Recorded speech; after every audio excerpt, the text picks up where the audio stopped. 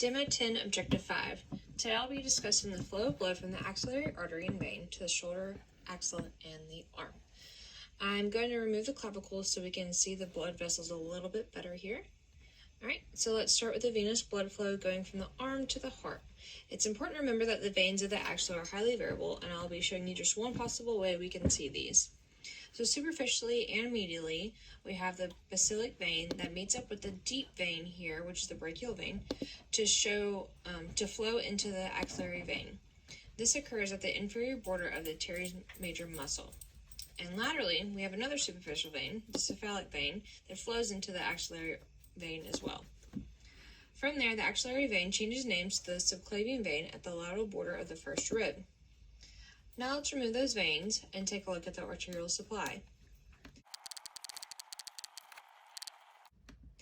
Alright, here we have the subclavian artery, which turns into the axillary artery at the lateral border of the first rib. There are three parts to axillary artery, and in the first part there is only one branch, and it is the superior thoracic artery seen here. The second part has two branches, and they are the thoracoacromial trunk and the lateral thoracic artery. In the third part, there are three branches, and they are the anterior circumflex humeral artery, the posterior circumflex humeral artery, and the subscapular artery. The subscapular artery divides into two terminal branches, the thoracodorsal and the circumflex scapular, which will be important in just a moment.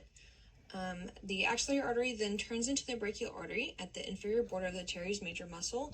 The brachial artery has a branch that runs posterior to the humerus called the profunda brachii artery. Let's take a look at the collateral connections in the shoulder and scapular region.